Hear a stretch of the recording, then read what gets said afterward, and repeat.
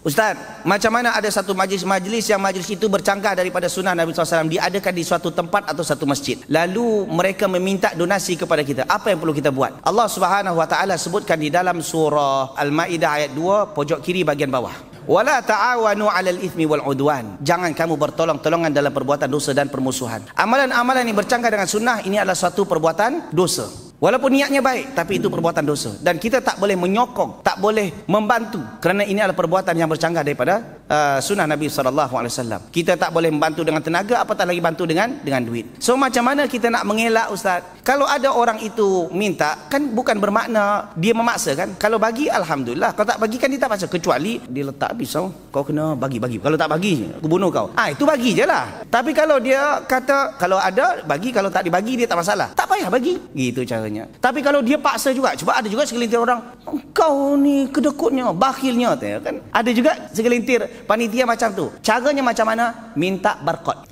Ada barcode tak? Mana barcode? Sini barcode. Barcode je kan? Kau pergi nanti kalau ada rezeki masuklah tu.